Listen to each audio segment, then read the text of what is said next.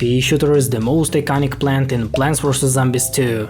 Its varieties are used in almost every single world, with each Peashooter having its own unique abilities. This list will include all plants that are considered pea shooting or at least have the same physical appearance. Today we've got 16 different Peashooters in the game, and each will be ranked from worst to best. Let's start with the E tier. At number 16 we've got the original Peashooter, the Undying Classic. The main purpose of this plant is to introduce a new player into the game and beat the tutorial levels. Unfortunately, after beating the first few levels of Ancient Egypt and unlocking the Bloomerang, the Peashooter becomes useless, as there is no other reason to choose him instead of any other plants.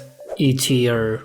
At number 15 we've got the Split Pea. Many people criticize this plant for being useless in most cases. However, I don't think so. The Split Pea's advantage is its plant food ability, which is strongly underrated. You can defeat many zombies by placing this Peashooter in the right position and time, and the potential amount of damage is way higher than with any other classical Peashooter. On the other hand, this plant has a limited use range, as most levels don't contain zombies that appear at the back of the lawn. Additionally, many plants can fulfill the Split Pea's role, making it just a more expensive Peashooter.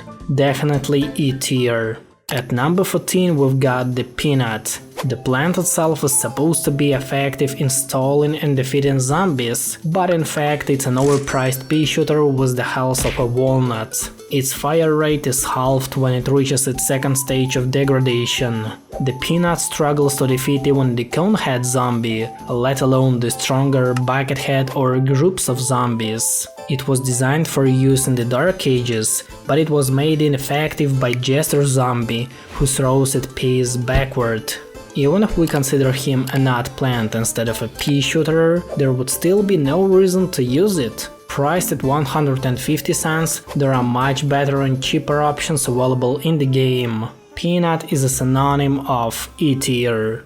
And now let's get to the D tier. Number 13. Threepeater. It's a solid option for beating a few worlds in the adventure mode until you unlock better Peashooters. This is the good old Peashooter, but it chooses 2 peas instead of 1. There isn't much to say about it, as it has no special features that would make it stand out from other Peashooters. And he also failed to catch up with the changing realities of PVZ 2, which has significantly dropped its usability. Even the combo with Torchwood can't save this situation.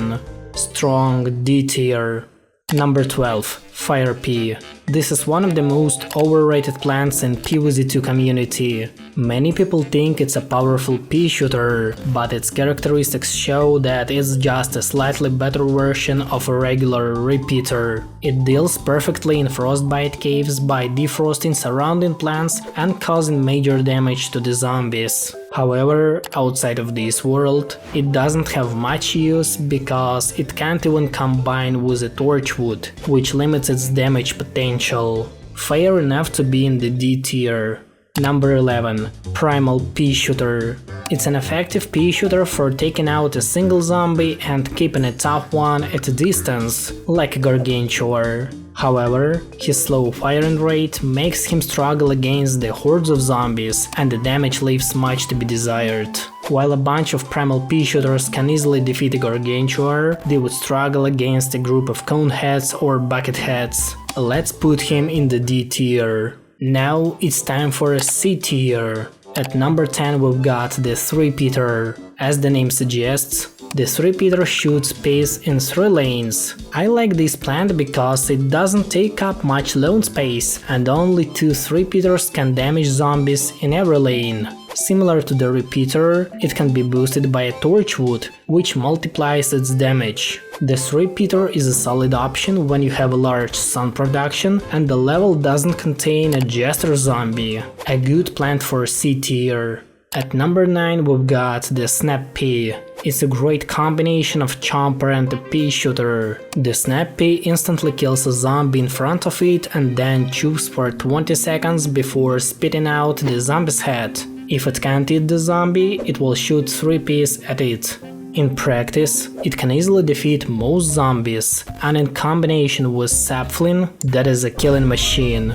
His weaknesses are the inability to defeat flying zombies and the poor usage on the water levels. It's effective against annoying zombies like the Excavator, Jester and Parasol. His plant food ability can help you deal with the huge hordes, just make sure to use it at the right time.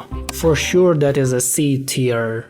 At number 8 we've got the Sling Pea. It offers great value for just 125 suns. The Sling Pea shoots 5 peas every 4 to 5 seconds with a splash damage. The best strategy to use it is to plant as many as you can. A few columns of Sling Pea can easily defeat any zombie, including the Gargantuar. None of the previously mentioned Peashooters can match the damage output of the Sling Pea for the same price. However, many better Peashooters are ahead, so it goes into the C tier. At number 7 we've got Pea Pod. This Peashooter is incredibly powerful and can only be compared to the Mega Gatling Pea. Before the latter was added to the game, Pea Pod was one of the strongest available Peashooters. However, reaching its maximum of 5 heads requires 625 suns, making it the most expensive plant in the game. Once you reach the maximum, you can be sure that none of the zombies will break the lane where it's planted. The main disadvantage of Pea Pod is the price, which is extremely high and is hardly comparable with other Peashooters. In Wild West, the Pea Pod is exceptionally useful when placed on a minecart. It can move to other lanes and take out multiple zombies at once, saving lots of sun. Still, that is the best Peashooter that you can get from the adventure mode, the best C tier plant. And things are getting even more interesting as we are moving to the B tier. Number 6. The Snow Pea. This plant isn't only effective in stalling, but it also has the ability to extinguish fire-based zombies such as the Explorer and the Prospector zombie. With the price of just 150 suns, it's a perfect choice for any world in the adventure mode. The Freezing Peas can stop any horde of zombies because of causing the splash damage. Unfortunately, the damage of Snow Peas leaves much to be desired. It takes lots of time to kill a major zombies, so it should always be combined with another high damaging plant. With that being said, Snow Pea goes to the B tier. Number 5. The Electric Peashooter. It shoots electric peas down the lane, damaging zombies on multiple lanes. Electric peas cause a significant amount of damage that no zombie can resist. This is a great option for later stages of the game when dealing with hordes of zombies. Despite costing the same as the Threepeater, it provides a lot of damage and is very effective in frying chickens. However, the Electric Pea doesn't stall zombies, so make sure to take stalling plants when playing with it. Maybe even combine it with a Snow Pea. Anyway, strong B tier. Number 4. The Goo Peashooter. It shoots poison goo peas at zombies, causing damage over time.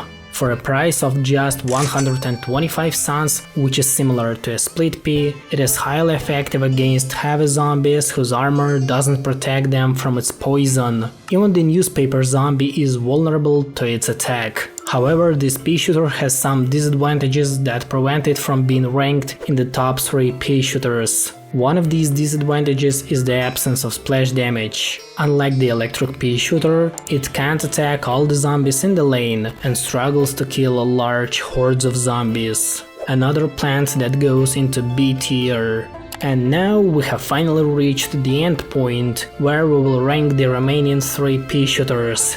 Get ready for the A tier. At number 3 we've got Mega Gatling Pea. It's hard to describe this Peashooter without using the word overpowered, because it truly is. Normally it shoots 4 peas at a time, but it starts shooting 5 peas at a time after spontaneously activating its plant food ability. Even without any additional plants to boost its damage, this is a great Peashooter, better than a Pea Pod due to its plant food ability and lower cost of only 400 sun. However, its full potential is only realized when used with a Pea Vine and a Torchwood, which insanely increase its damage. I placed Mega Gatling Pea in the 3rd place as it needs additional plants to be a true nightmare fuel for zombies. Fair enough to be in the A tier. At number 2 we've got the Pea Vine. This is an incredible plant. It can be planted on top of any other plant and it boosts the damage of Peashooters and torchwoods on which it's placed. The plant is so robust that it can effectively kill zombies on its own without any additional plants.